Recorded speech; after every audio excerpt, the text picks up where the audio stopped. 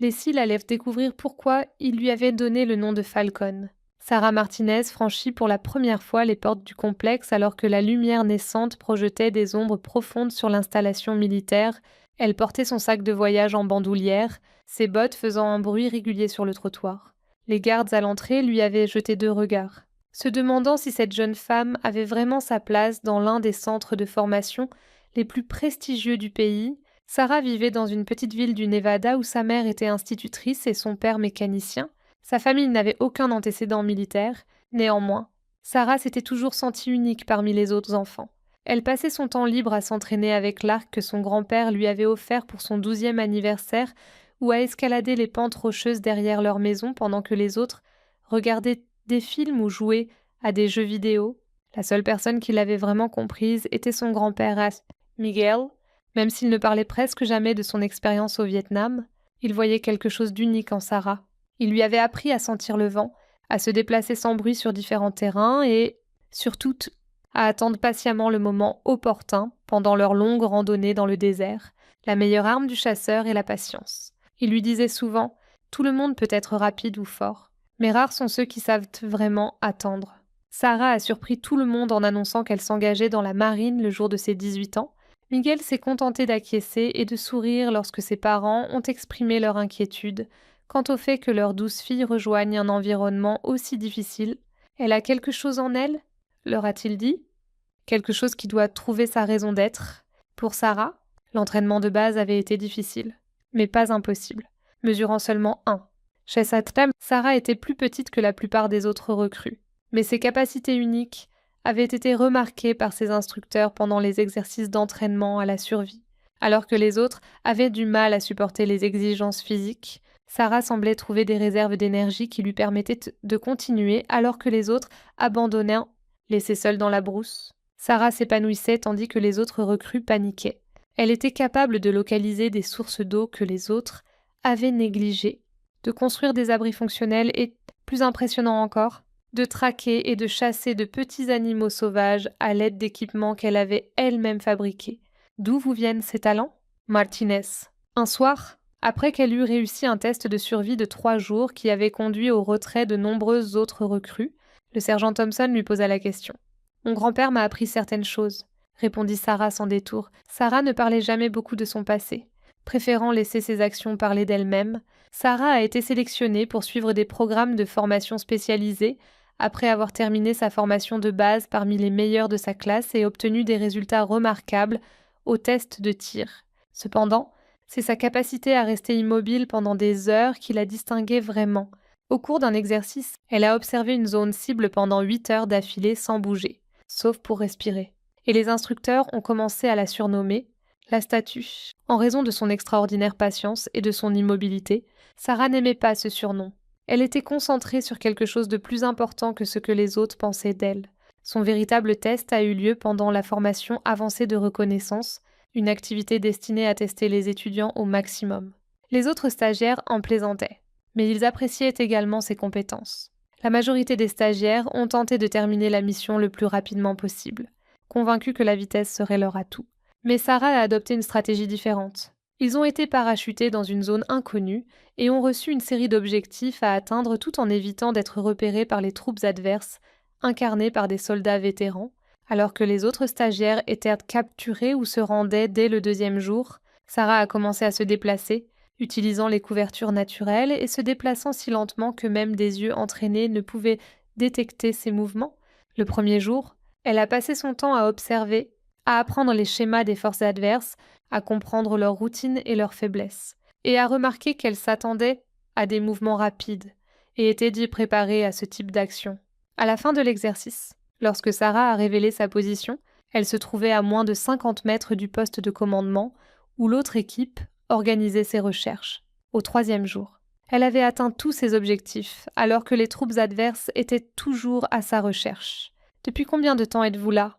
Le lieutenant-commandant James Harrison fut le premier à parler des Seals à Sarah. « Depuis hier après-midi », a-t-elle calmement répondu au capitaine Wilson, l'officier responsable de l'exercice. La nouvelle des performances de Sarah pendant cet exercice s'est rapidement répandue dans tout le centre d'entraînement, atteignant les échelons supérieurs de la hiérarchie. Et Sarah s'est retrouvée pressentie pour des programmes dont elle n'avait jamais entendu parler. Il avait entendu parler des performances exceptionnelles de Sarah et était venu au centre d'entraînement pour voir les candidats potentiels. Avez-vous déjà pensé aux opérations spéciales? Sarah avait entendu parler des SEAL, alors il lui a posé la question lors d'un entretien privé. Les SEAL étaient vraiment connus pour être les guerriers les plus coriaces et les plus élitistes de l'armée, et ils étaient généralement des hommes grands et forts, capables de relever n'importe quel défi physique. Je ne suis pas sûre de correspondre au profil, a répondu Sarah avec franchise. Le capitaine de corvette Harrison a souri. Les équipes sont en train de changer. Bien sûr, tout le monde dans la marine les connaissait, mais elle n'avait jamais sérieusement envisagé cette voie pour elle-même. De nos jours, nous recherchons des compétences variées. Bien que la condition physique soit sans aucun doute importante, Sarah a appris au cours des semaines suivantes que les SEAL avaient besoin de personnes capables de réfléchir clairement sous pression, de s'adapter à différentes situations et possédant des compétences spécialisées pouvant aider l'équipe à réussir divers types d'opérations. Vos capacités en matière de reconnaissance et votre patience pourraient être exactement ce dont nous avons besoin pour certains types de missions. Après mûre réflexion et encouragée par ses instructeurs, Sarah a pris la décision de postuler au programme de formation et le processus de candidature rigoureux a confirmé que ses compétences en tir, sa capacité à rester indétectable et son talent d'observation étaient précisément le type de compétences qui pouvaient être précieuses pour une équipe SEAL. Son grand-père l'a appelée la veille de son départ pour la formation SEAL. Et elle était à la fois excitée et nerveuse, car elle allait commencer le programme de formation le plus difficile de l'armée, en compétition avec certains des membres les plus compétents et les plus résistants des forces armées. Sarah a réussi tous les tests physiques, les évaluations psychologiques et les vérifications approfondies de ses antécédents, mais elle savait que le véritable test viendrait si elle était acceptée dans le programme de formation proprement dit. Tu te souviens de ce que je t'ai appris? Le premier jour de la formation SEAL a commencé par un réveil à 4 heures du matin. Sarah avait à peine dormi, mais elle se sentait éveillée et prête lorsqu'elle a rejoint les autres candidats sur la plage. Fais confiance à ton instinct et n'abandonne jamais, lui a-t-il simplement conseillé. Les autres hommes étaient impressionnants physiquement, la plupart mesurant plus d'un quart 20 mètres et affichant une musculature qui témoignait d'années d'entraînement intense. Ils regardaient Sarah avec curiosité et un certain scepticisme, et elle pouvait entendre des conversations chuchotées se demandant si elle avait sa place ici. Elle regarda autour d'elle ses camarades stagiaires et réalisa qu'elle était la seule femme dans le groupe de 32 candidats. Le chef instructeur, le premier maître Marcus Rodriguez, était une figure bien connue de la marine, réputé pour sa sévérité mais aussi pour son équité. Vétéran des SEAL depuis 15 ans, il avait participé à de nombreuses missions de combat. Son expression était sérieuse mais pas hostile lorsqu'il examina le groupe de candidats. Au cours des 6 prochains mois, nous vous pousserons au-delà de votre zone de confort. Bienvenue à la formation de base des SEAL en démolition sous-marine, dit-il. La plupart d'entre vous ne termineront pas ce cours. Cela ne présente aucun danger. C'est vrai? Le privilège de rejoindre les équipes ne sera accordé qu'aux personnes qui possèdent la ténacité physique et mentale nécessaire pour être des SEAL. L'entraînement physique était rigoureux, avec de longues courses sur la plage, de la natation dans l'eau froide de l'océan et des exercices qui sollicitaient tous les groupes musculaires. Les premières semaines, Sven a pour but de sélectionner les personnes qui n'étaient pas sérieuses dans leur engagement. Pendant les séances de natation, Sarah s'est découvert un talent naturel dans l'eau. Alors que certains hommes plus corpulents luttaient contre les courants océaniques, Sarah semblait se laisser porter par eux, apprenant à utiliser le mouvement naturel de l'eau à son avantage plutôt que de le combattre. Sarah a eu du mal avec certaines épreuves de force où sa petite taille était un désavantage. Mais elle excellait dans les activités d'endurance. Où avez-vous appris à nager ainsi, Martinez? Après que Sarah a eu surpassé plusieurs candidats qui avaient été nageurs universitaires lors d'une épreuve de natation en mer sur longue distance, l'instructeur Peterson lui demanda « J'essaie simplement de travailler avec l'eau plutôt que contre elle. » Sarah répondit « Je n'ai pas beaucoup nagé quand j'étais enfant. » Afin de tester la capacité des candidats à réfléchir clairement sous pression, les instructeurs les réveillaient souvent au milieu de la nuit pour leur faire des exercices surprises ou modifier brusquement les règles d'un exercice pour voir à quelle vitesse ils pouvaient s'adapter. Les défis mentaux étaient tout aussi difficiles que les défis physiques. Alors que les autres candidats étaient frustrés ou paniqués face à des défis inattendus, Sarah prenait le temps de réfléchir, d'évaluer la nouvelle situation et de trouver un moyen d'atteindre l'objectif. Un exercice en particulier a démontré sa capacité unique à rester calme sous pression. Au début, L'équipe de Sarah était sceptique lorsqu'elle a proposé d'avancer très lentement et prudemment, en prenant le temps d'observer chaque zone avant de progresser. Les candidats ont été répartis en équipes et ont dû relever un défi d'orientation dans une forêt dense, où chaque équipe devait atteindre des points de contrôle spécifiques tout en évitant d'être repérés par les instructeurs se faisant passer pour des forces ennemies. La plupart des équipes ont tenté de se déplacer rapidement dans la forêt, pensant que la vitesse les aiderait à éviter d'être repérés. Jackson, ancien joueur de football universitaire devenu l'un des candidats les plus redoutables, a grogné. « On n'arrivera jamais à temps si on va aussi lentement », Sarah a répondu calmement. « La vitesse n'aura aucune importance si on se fait prendre. Laissez-moi vous montrer quelque chose. » Sarah a montré comment s'orienter dans la forêt en utilisant les méthodes que son grand-père lui avait enseignées. Au début, les autres membres de l'équipe étaient impatients face à ces méthodes. Mais à mesure qu'ils progressaient dans le parcours et voyaient d'autres équipes se faire capturer par les instructeurs, ils ont commencé à comprendre les avantages de son approche. Elle leur a montré comment marcher pour éviter de casser des brindilles, comment utiliser efficacement les abris naturels et comment interpréter les bruits de la forêt pour savoir quand d'autres personnes se trouvaient à proximité. La seule équipe à avoir terminé le parcours sans être détectée était celle de Sarah, et lorsqu'ils arrivèrent au dernier point de contrôle, ils virent les instructeurs stupéfaits. « Comment avez-vous franchi le point de contrôle numéro 3 ?» Nous avions posté 2 instructeurs à cet endroit précisément pour attraper quiconque tenterait de passer par là, répondit Thompson, le collègue de Sarah. À la question du chef Rodriguez, Martinez nous a appris à nous déplacer comme des fantômes. Où avez-vous appris ces techniques ? A demandé le chef Rodriguez à Sarah avec une curiosité renouvelée. Nous étions assez près pour les voir. Mais ils ne savaient pas que nous étions là. Sarah a répondu simplement « Mon grand-père m'a appris à chasser ». Les instructeurs ont entendu parler des performances de Sarah pendant l'exercice en forêt. Sarah a vraiment commencé à briller pendant les phases d'entraînement sous-marin, où les candidats devaient apprendre la plongée de combat, la navigation sous-marine et comment approcher des cibles depuis l'eau sans être détectés. Ils ont commencé à l'observer de plus près. Non pas parce qu'ils doutaient de ses capacités, mais parce qu'ils étaient intéressés de voir quelles autres compétences elle pourrait démontrer. Sarah aborda l'entraînement sous-marin avec la même patience et les mêmes capacités d'observation qu'elle utilisait sur Terre, passant plus de temps à apprendre à lire les courants sous-marins et à comprendre comment la lumière et les ombres fonctionnaient sous la surface. Beaucoup de candidats avaient du mal avec ces compétences, trouvant difficile de contrôler leur respiration ou de maintenir leur orientation sous l'eau lors d'un exercice.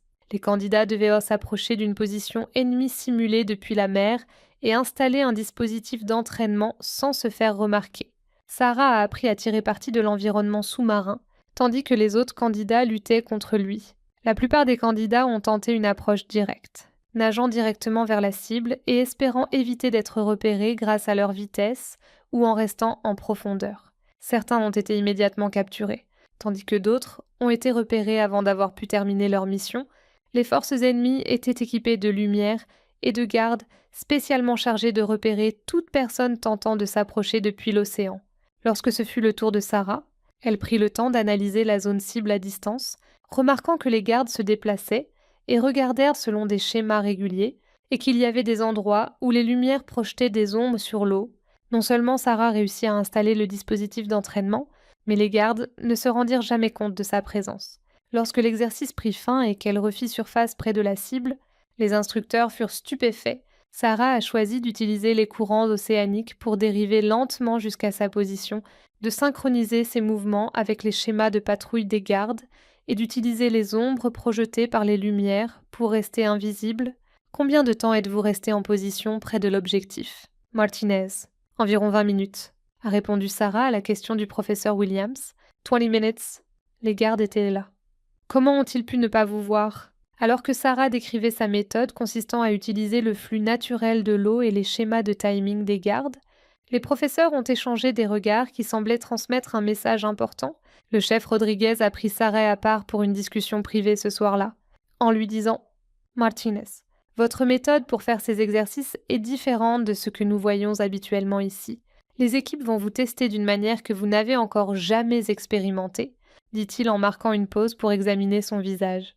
Vous avez des capacités naturelles qui pourraient être très précieuses pour les équipes, mais je veux que vous compreniez quelque chose d'important. Certains des hommes avec lesquels vous allez collaborer n'ont jamais combattu aux côtés d'une femme.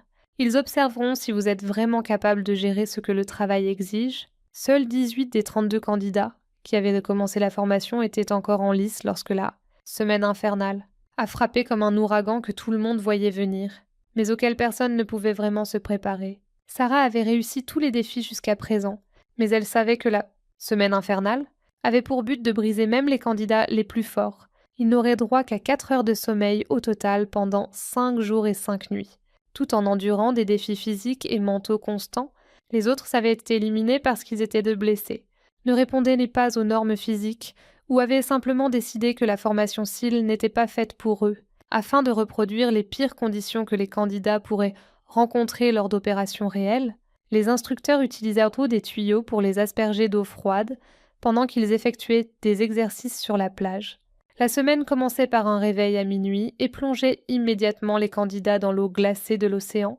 La célèbre cloche que les candidats pouvaient en sonner pour mettre fin à leur formation avait été sonnée 4 fois dès le 2e jour. Et chaque fois que Sarah voyait un autre candidat abandonner son rêve de devenir un SEAL, elle utilisait la même stratégie pour survivre à la semaine d'enfer, la patience et la concentration mentale, qu'elle utilisait pour tout le reste.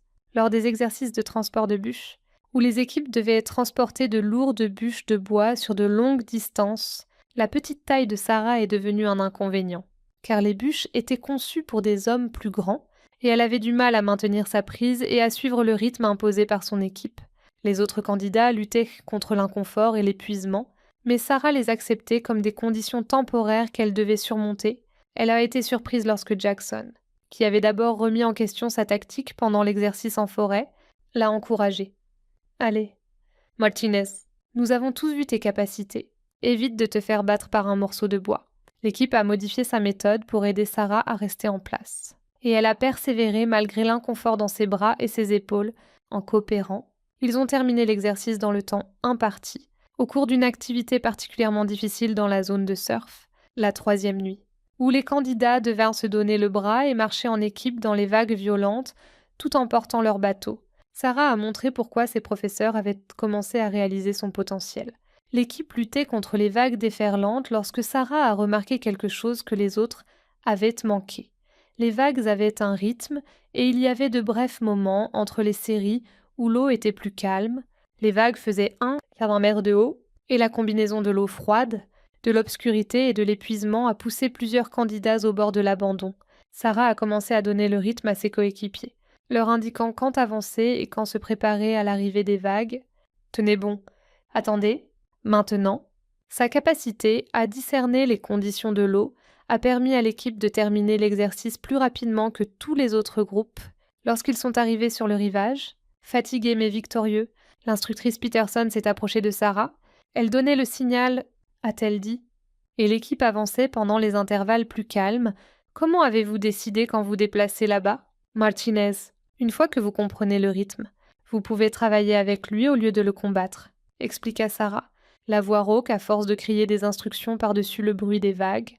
Au 4e jour, il ne restait plus que 12 candidats, dont Sarah, mais elle était déjà à bout de force. Son corps lui faisait mal comme jamais auparavant, et le manque de sommeil constant l'empêchait de penser clairement. C'est lors d'un exercice appelé « longue nage », qui consistait à nager 2 miles dans l'océan de nuit, à se diriger vers des coordonnées spécifiques, et à revenir sur le rivage, à un endroit prédéterminé. Dans une eau froide avec une visibilité quasi nulle et un courant qui leur était défavorable, que le moment décisif s'est produit, Sarah aborda la nage avec la même méthode qu'elle appliquait à tous les défis aquatiques. Elle étudia les courants avant de se mettre à l'eau et planifia un itinéraire qui utiliserait les mouvements naturels de l'océan pour l'aider à atteindre les coordonnées. Certains candidats se perdirent dans l'eau sombre et durent être secourus par des bateaux de sécurité, tandis que d'autres ne purent tout simplement pas maintenir le rythme nécessaire pour terminer la nage dans le temps imparti. À mi-parcours, elle a croisé un autre candidat en difficulté, Thompson. Le coéquipier qui l'avait aidé pendant l'exercice dans la forêt était en difficulté et commençait à paniquer dans les eaux sombres. Sarah a dû décider soit de s'en tenir à son itinéraire prévu et de s'assurer de terminer l'exercice avec succès, soit d'aider Thompson, ce qui les exposerait tous les deux au risque de ne pas terminer à temps.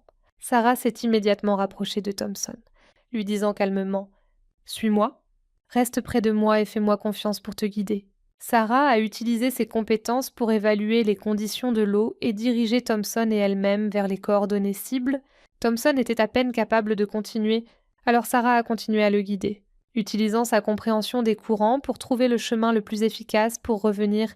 Elle a dû modifier sa technique pour l'adapter à son style de nage.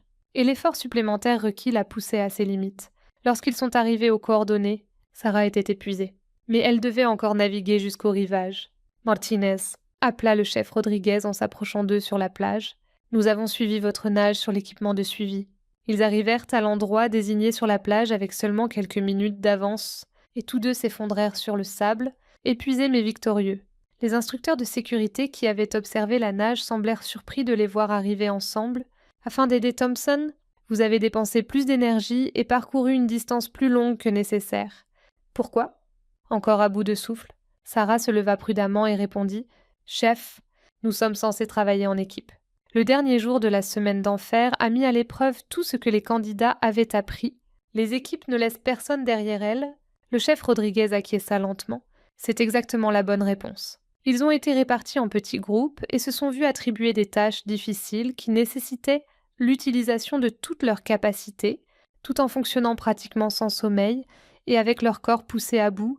L'une des tâches assignées à l'équipe de Sarah était une mission de reconnaissance qui leur demandait d'obtenir des informations sur la position d'un ennemi fictif et de faire rapport sans être découverts.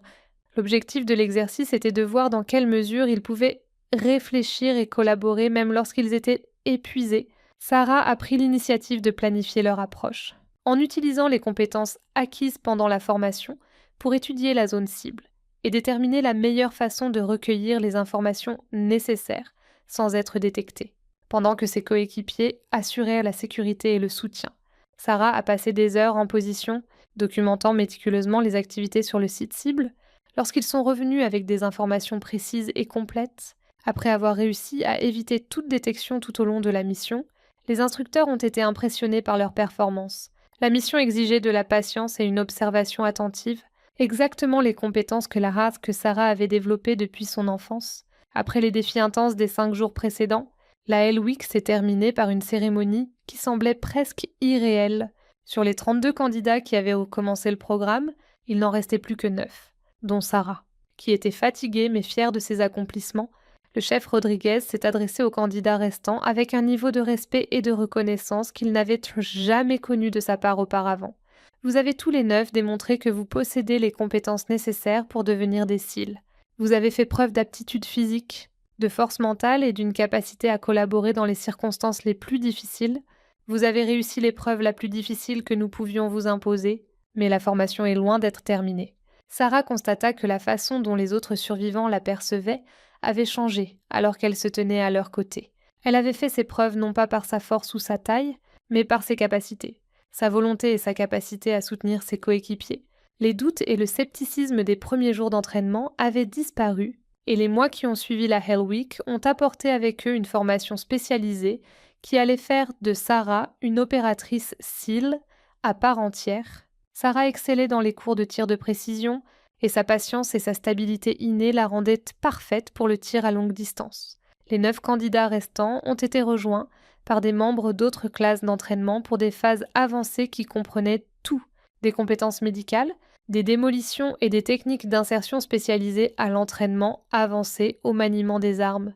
Au cours d'un exercice de tir avancé, les candidats devaient engager des cibles à différentes distances, tout en faisant face à des distractions conçues pour simuler le stress du combat. Sarah a constaté que sa capacité à rester calme améliorait en fait sa précision dans les situations difficiles, tandis que d'autres stagiaires avaient du mal à supporter la pression mentale liée à la nécessité de tirer avec précision dans des conditions de stress. Alors que la plupart des stagiaires voyaient leur précision diminuer dans ces conditions, les performances de Sarah restaient excellentes, impressionnant même les instructeurs les plus chevronnés par sa capacité à se concentrer entièrement sur sa cible, tout en filtrant les distractions. Les instructeurs tirèrent des coups à blanc près d'eux, utilisaient de la fumée pour obscurcir leur vision et criaient des ordres qui allaient à l'encontre des objectifs de leur mission. Le maître principal Williams, instructeur senior en tir, a déclaré « Martinez, vous avez obtenu certains des meilleurs scores de tir que nous ayons jamais enregistrés sous pression. Avez-vous songé à devenir tireur d'élite ?» Bien que Sarah fût consciente qu'elle devait terminer sa formation actuelle, elle était attirée par l'idée de suivre la formation de tireur d'élite SEAL qui était encore plus rigoureuse et sélective que le programme SEAL de base. Tout d'abord, apprendre à placer des charges explosives sous l'eau tout en respectant des délais et une synchronisation précise exigeait une attention différente de tout ce que Sarah avait connu auparavant. Et la formation à la démolition sous-marine lui posait de nouvelles difficultés qui combinèrent ses talents techniques et ses capacités de nageuse. L'approche méthodique de Sarah s'est une fois de plus avérée utile lors de ces exercices. Alors que les autres stagiaires se dépêchaient de terminer les missions sous-marines, Sarah a pris son temps pour s'assurer que son timing était précis et que son équipement était au bon endroit, ce qui lui a permis de réussir systématiquement ses démolitions d'entraînement, tandis que les autres devaient réessayer. Chaque candidat dirigeait les missions à tour de rôle, tandis que les autres suivirent les ordres et faisèrent face aux complications imprévues introduites par les instructeurs. La phase de formation au leadership testait la capacité des candidats à prendre des décisions sous pression et à diriger leurs coéquipiers dans des missions complexes. Lorsque ce fut le tour de Sarah de diriger, elle fut accueillie avec scepticisme par certains candidats qui se demandaient encore si elle avait l'autorité et la prestance nécessaires pour diriger dans des situations de combat, d'autant plus que la mission qui lui avait été assignée était particulièrement difficile. Sarah a passé beaucoup de temps à organiser l'opération, utilisant sa capacité d'observation pour repérer les failles dans les défenses simulées de l'ennemi, puis a mené son équipe dans une infiltration nocturne d'une installation fortement gardée afin de récupérer des informations importantes. Lors du briefing de la mission, Sarah a détaillé son plan, montrant à ses coéquipiers exactement comment ils allaient approcher la cible et quel serait le rôle de chacun, alors que certains membres de l'équipe suggéraient des approches plus rapides et plus agressives. Sarah l'a expliqué que la patience et un timing minutieux seraient plus efficaces. Elle a également remarqué que les gardes avaient des schémas de patrouille qui laissaient certaines zones sans surveillance pendant de brèves périodes, ainsi que des itinéraires d'approche qui permettraient à son équipe de s'approcher sans être détectée. La mission s'est déroulée exactement comme Sarah l'avait prévu. Son équipe a réussi à pénétrer dans l'installation, à obtenir les données nécessaires et à s'échapper sans être détectée. Il ne s'agit pas d'être courageux ou agressif, leur a-t-elle dit. Il s'agit d'être intelligent et de s'assurer que tout le monde rentre sain et sauf, Martinez. C'était l'une des meilleures planifications tactiques que nous ayons vues cette année, a déclaré le lieutenant-commandant Harrison, l'un des instructeurs qui avait observé l'exercice, impressionné non seulement par le succès de la mission, mais aussi par la façon dont Sarah avait coordonné les actions de son équipe. Au fur et à mesure que la formation avançait, Sarah s'est rendue compte que ses instructeurs reconnaissaient et appréciaient ses compétences particulières, car elle était régulièrement choisie pour les exercices les plus difficiles et souvent associée aux meilleurs éléments de la classe. La dernière phase de la formation comprenait des exercices conjoints avec des équipes SEAL actives. Votre capacité à analyser la situation et à élaborer un plan efficace démontre un réel potentiel de leadership. Sarah a été affectée à l'équipe 7, dirigée par le capitaine de corvette Jake Stevens, un opérateur chevronné avec 12 ans d'expérience chez les SEAL.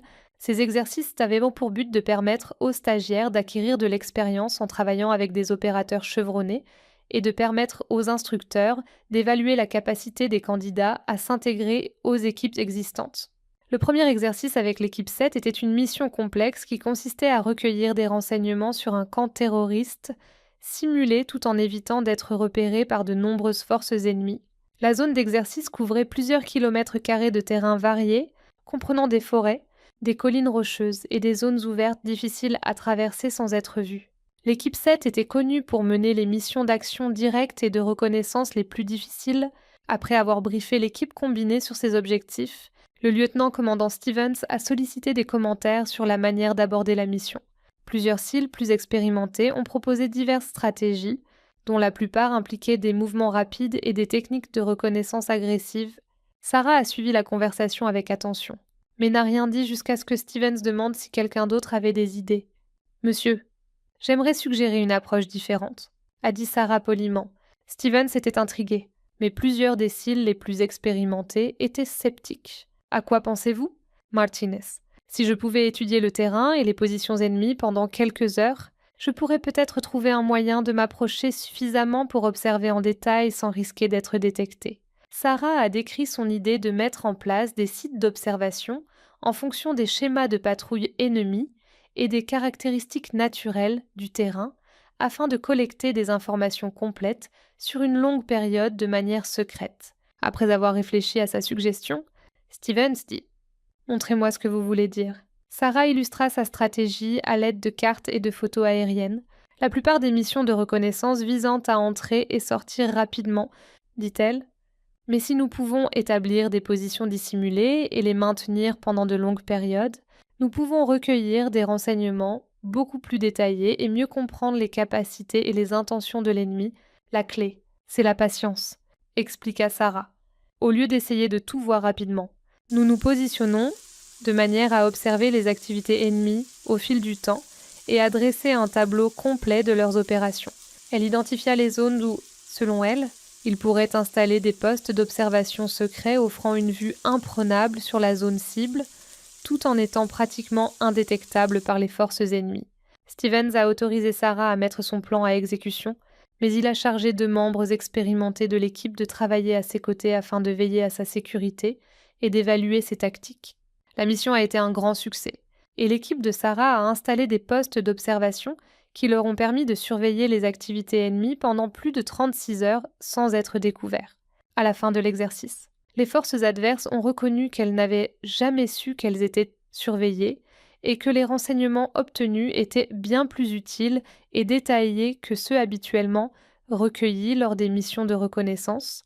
Plus importante encore, la méthode de Sarah leur a permis d'identifier les capacités et les faiblesses de l'ennemi qui n'auraient pas été apparentes lors d'une période d'observation plus courte. Le succès de cet exercice a valu à Sarah d'être sélectionnée pour suivre une formation complémentaire avec l'équipe 7. Martinez, je n'ai jamais vu de reconnaissance menée avec un tel niveau de détail, lui a dit Stevens après la mission.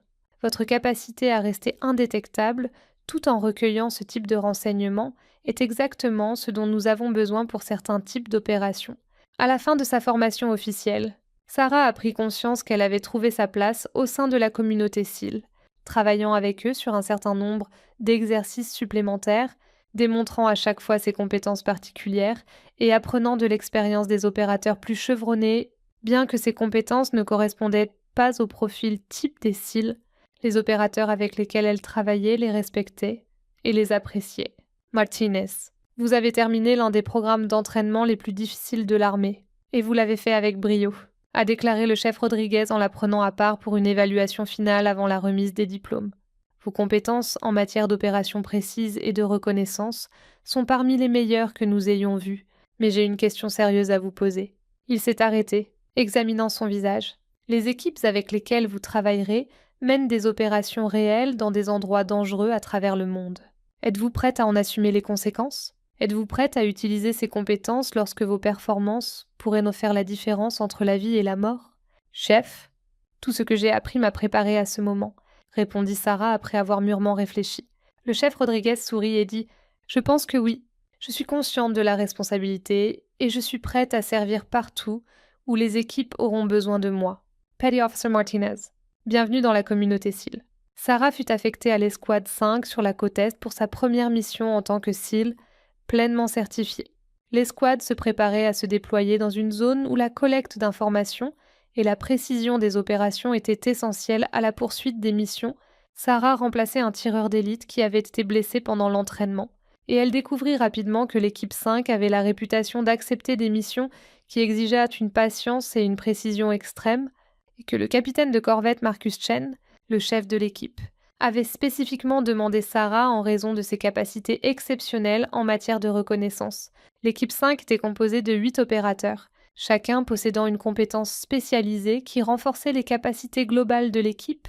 Martinez, nous avons entendu parler de vos performances à l'entraînement, lui a dit Chen lors de sa première réunion d'équipe, et votre capacité à mener des activités de surveillance prolongée correspond exactement à ce dont nous avons besoin pour notre prochain déploiement.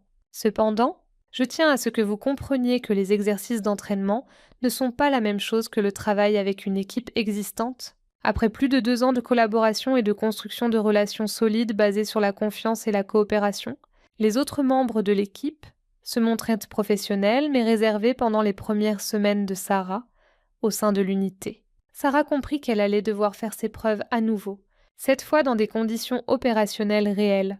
Son premier test consistait en un exercice d'entraînement qui reproduisait les conditions qu'il rencontrerait lors du déploiement, où l'équipe devait surveiller un lieu cible pendant 72 heures tout en restant totalement indétectable.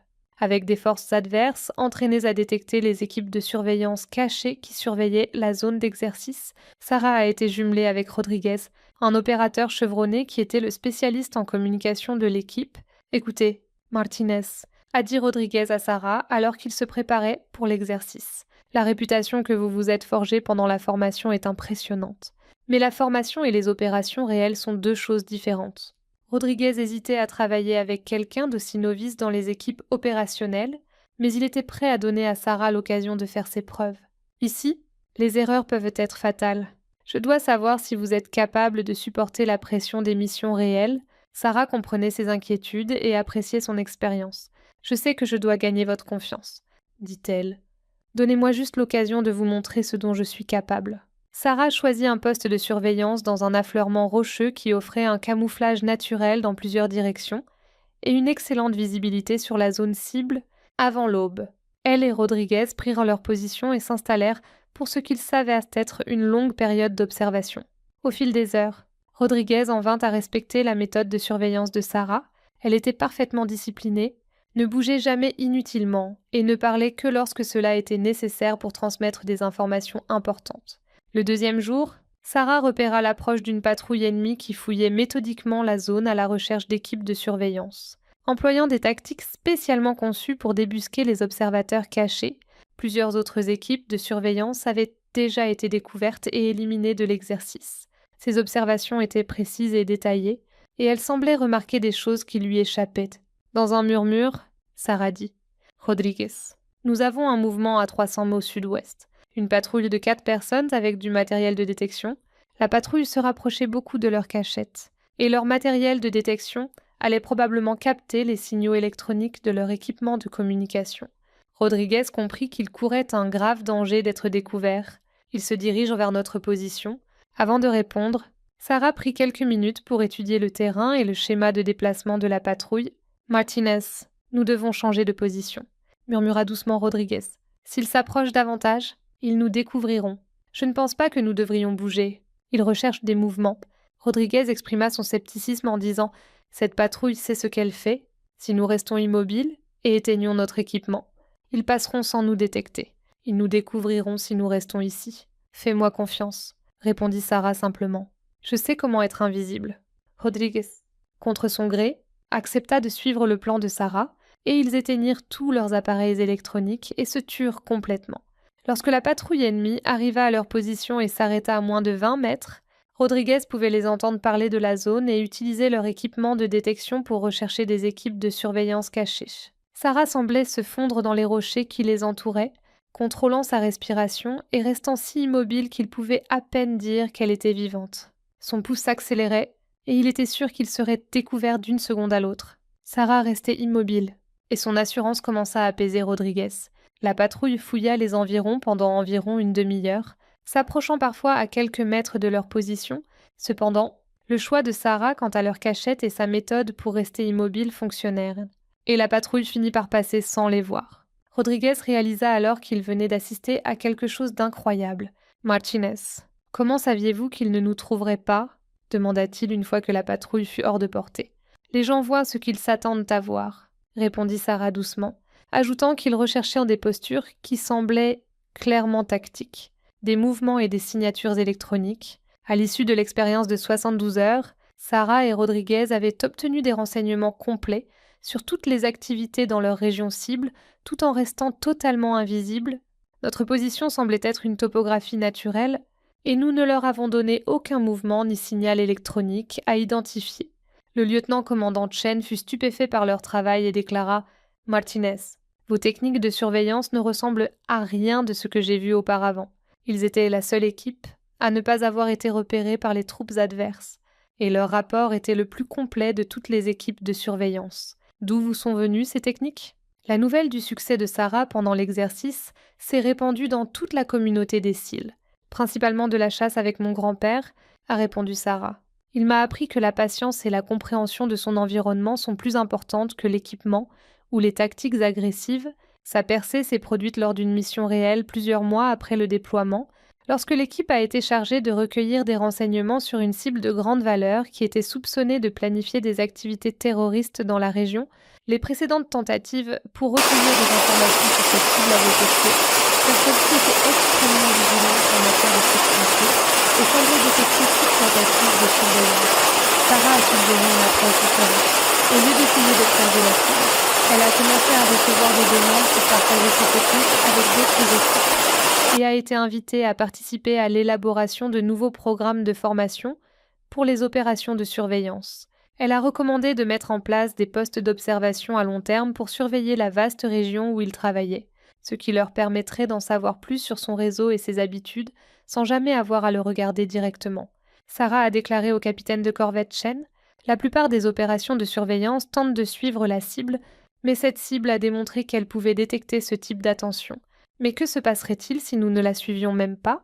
Et si nous nous contentions d'observer son environnement et de laisser ses habitudes révéler qui il est ?» Bien que Chen ait été fasciné par sa stratégie, il s'inquiétait du temps et de l'argent nécessaires. Martinez, les conséquences de ce que vous dites pourraient ne pas être visibles avant des semaines, voire des mois. Monsieur, les approches directes précédentes ont échoué à plusieurs reprises, a répondu Sarah. Et si nous continuons à utiliser les mêmes méthodes, nous obtiendrons les mêmes résultats. Nous n'avons peut-être pas autant de temps.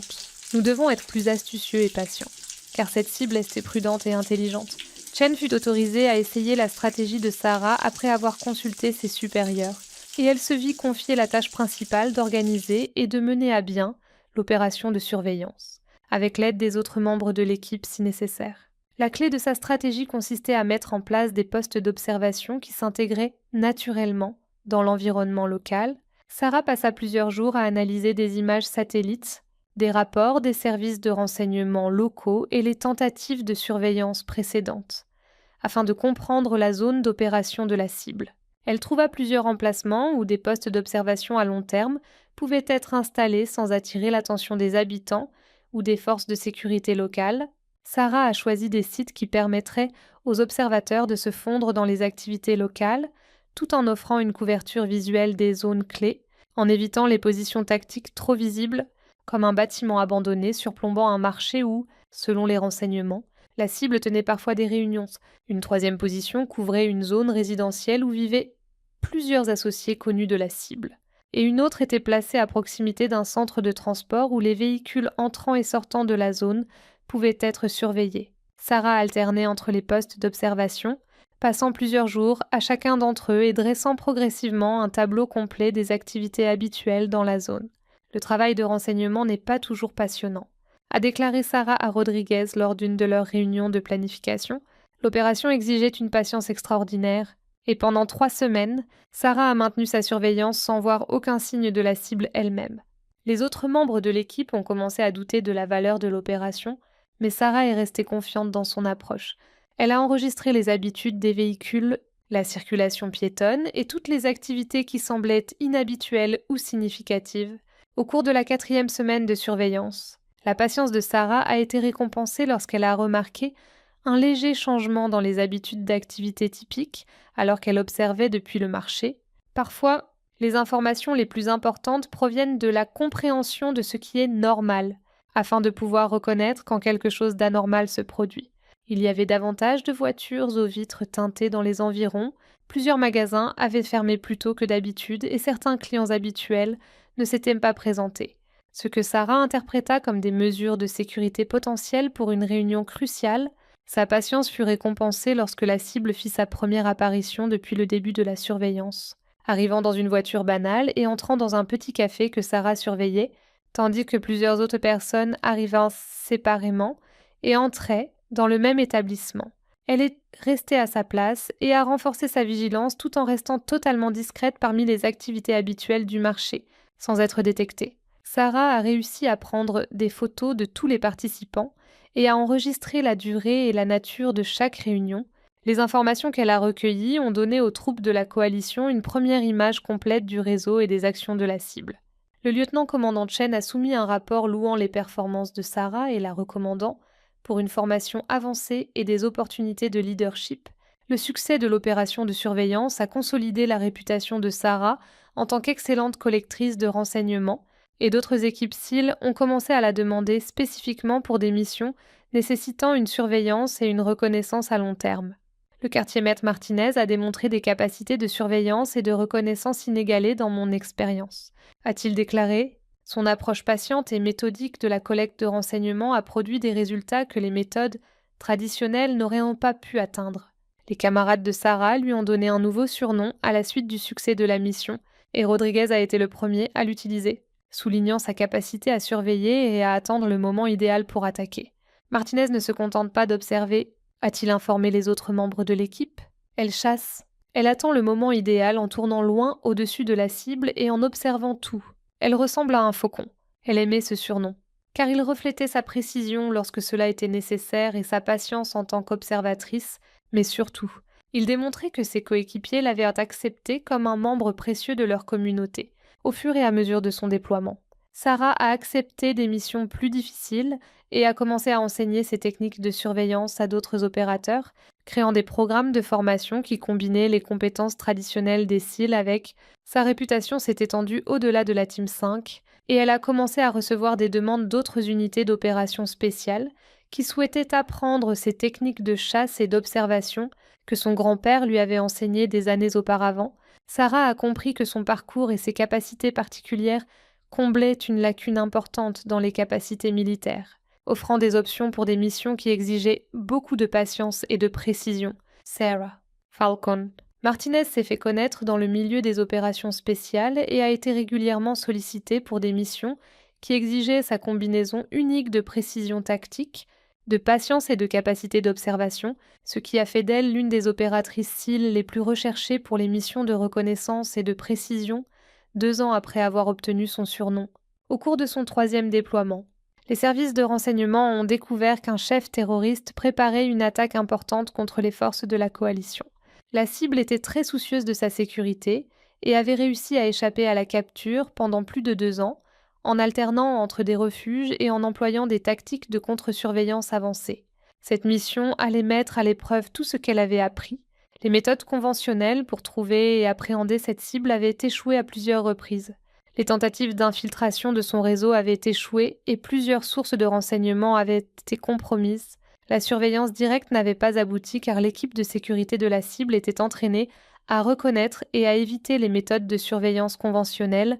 Lors d'une vidéoconférence sécurisée, Sarah a reçu un briefing personnel sur la mission de la part de l'amiral Patricia Hayes, commandante des opérations spéciales de la région. Les renseignements suggèrent qu'il opère dans une région spécifique, mais nous n'avons pas été en mesure de localiser précisément son emplacement, ni de prédire ses mouvements. Falcon. Nous avons besoin de quelqu'un qui puisse trouver cette cible alors que les méthodes conventionnelles ont échoué, a déclaré l'amiral Hayes, après avoir examiné attentivement les dossiers de renseignement et les rapports de mission précédentes. Sarah a conclu que votre réputation en matière de surveillance patiente et de techniques non conventionnelles fait de vous notre meilleure option pour cette mission. Elle a rapidement compris pourquoi les méthodes traditionnelles n'avaient pas fonctionné. Amiral, cette cible ne se contente pas d'échapper à la surveillance, a déclaré Sarah. Elle traque activement toute personne qui tente de l'observer. La cible utilisait des tactiques spécialement conçues pour contrecarrer les procédures conventionnelles de surveillance et de reconnaissance. Les missions précédentes avaient échoué parce qu'elles tentaient de suivre une cible mobile conçue pour détecter les efforts de traçage. Que suggérez-vous ? A demandé l'amiral Hayes. Et si nous le forcions à venir à nous plutôt que d'essayer de le trouver ? La stratégie de Sarah consistait à mener une enquête approfondie sur les besoins opérationnels et logistiques de la cible. Elle a examiné ses actions antérieures, évalué son réseau de partisans et déterminé les ressources dont il aurait besoin pour organiser et mener à bien son attaque prévue. Si nous pouvons déterminer ce dont il a besoin et où il doit se rendre pour l'obtenir, nous pouvons nous mettre en place pour le surveiller lorsqu'il y arrivera. En collaboration avec des analystes du renseignement, Sarah a conclu que pour mener à bien l'opération qu'il avait prévue, la cible devrait rencontrer certains spécialistes techniques et se procurer certains matériaux. Et surtout, qu'il n'y avait que quelques endroits dans la région où ces rencontres et ces acquisitions pouvaient avoir lieu. L'opération exigerait une patience et une coordination sans précédent, mais elle offrait les meilleures chances de succès contre cette cible spécifique. La cible est intelligente et prudente. a déclaré Sarah au capitaine de corvette Chen et à son équipe. Mais elle doit tout de même accomplir sa mission, ce qui crée des besoins auxquels elle ne peut échapper. Sarah a suggéré de mettre en place une surveillance à long terme des lieux où elle finirait par se rendre, plutôt que d'essayer de la suivre. L'opération exigeait que Sarah et son équipe installent des postes d'observation secrets à 6 endroits différents dans la région, chacun devant être maintenu pendant des semaines, voire des mois, ce qui nécessitait une planification minutieuse des communications, de la rotation du personnel et des approvisionnements, si nous pouvons identifier ces exigences et nous positionner pour observer quand il tente de les satisfaire, nous pouvons l'attraper sans jamais essayer de suivre ses mouvements. Dans une zone urbaine densément peuplée et hautement sécurisée, Sarah a pris la responsabilité du poste d'observation le plus difficile, situé à proximité d'une installation technique où, selon les renseignements, la cible devrait finir par rencontrer des experts en explosifs, ce qui rendait la dissimulation particulièrement difficile. Pendant 6 semaines, Sarah a maintenu sa surveillance, enregistrant les schémas d'activité normaux et attendant tout signe de la présence de la cible. Elle s'est installée dans un bâtiment abandonné qui offrait une excellente visibilité sur l'installation cible, tout en ressemblant à n'importe quel autre bâtiment vide dans un quartier rempli de bâtiments endommagés. Sarah a créé une cachette pratiquement invisible depuis l'extérieur, mais qui lui permettait de surveiller toute l'activité à l'emplacement cible. Sa patience fut finalement récompensée lorsqu'elle remarqua de subtils changements dans les procédures de sécurité de l'installation cible et que davantage de gardes firent leur apparition. L'opération exigeait une discipline extraordinaire car elle devait rester en position pendant des jours tout en surveillant constamment tout signe de sa cible. La fermeture de certaines entrées et l'augmentation du nombre d'équipements de brouillage électronique indiquaient qu'une personnalité importante était attendue. Alors Sarah intensifia son observation et se prépara à enregistrer tout ce qui se passerait. Sa formation et son expérience lui avaient appris que les moments les plus importants se produisaient souvent en un clin d'œil. Elle devait donc être prête à enregistrer chaque détail. La cible est apparue exactement comme Sarah l'avait prévu, arrivant dans un convoi bien organisé qui évitait d'être détecté en utilisant de nombreuses voitures et des itinéraires leurres, mais l'emplacement de Sarah lui permettait de surveiller directement l'installation, rendant inutiles ses tactiques de contre-surveillance. La mission fut un succès total. La cible fut capturée avec plusieurs membres importants de son réseau, l'attaque prévue fut déjouée, et Sarah put prendre des photos de la cible. Enregistrer les participants à sa réunion et documenter les détails de ses procédures de sécurité. Plus important encore, elle put observer l'itinéraire de départ de la cible et fournir des renseignements en temps réel aux autres équipes SEAL qui étaient repositionnées pour l'intercepter.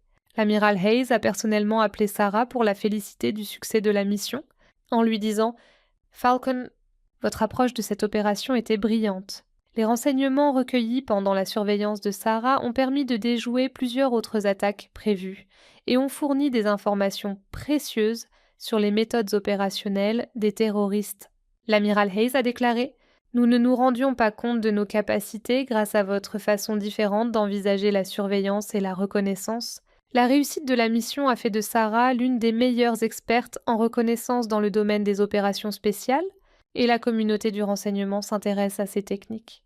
Plus important encore, Sarah a pris conscience qu'elle avait trouvé sa véritable vocation dans l'armée et que son parcours et ses capacités particulières lui avaient permis de développer des compétences précieuses pour les missions les plus difficiles auxquelles était confrontée la communauté des opérations spéciales.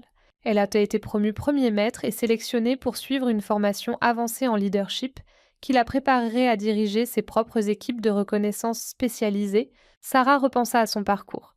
Depuis la petite ville du Nevada où elle avait grandi jusqu'à son statut d'opératrice SEAL, parmi les plus respectées, et à la façon dont les leçons de patience et d'observation de son grand-père étaient devenues la pierre angulaire des techniques désormais enseignées à d'autres opérateurs de l'armée, alors qu'elle se préparait pour sa prochaine mission, alors que Sarah se préparait à partir pour sa nouvelle mission.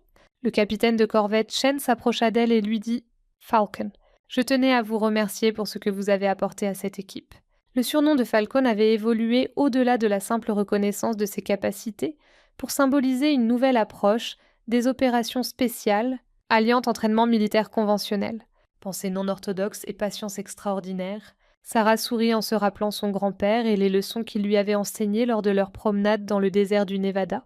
Chen dit « Vos méthodes ont changé notre façon de concevoir la reconnaissance et la surveillance.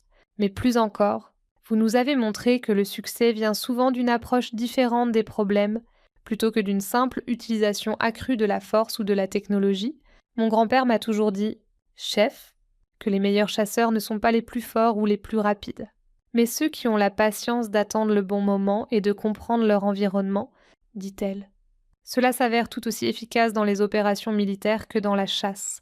Les compétences et la réputation acquises par Sarah lui permettraient d'accomplir des missions encore plus difficiles et de former la prochaine génération d'opérateurs qui perpétuerait les traditions d'excellence qui définissaient la communauté des SEAL, mais elle savait que son parcours en tant que leader dans la communauté des opérations spéciales ne faisait que commencer, quelque part dans le Nevada. Un vieil homme qui avait appris à sa petite fille à chasser aurait été extrêmement fier de ce qu'elle avait accompli. Et le surnom de Falcon continuerait à symboliser le mélange particulier de patience, de précision et de pensée non conventionnelle qui avait fait d'elle l'une des opératrices les plus brillantes de l'histoire des opérations spéciales navales.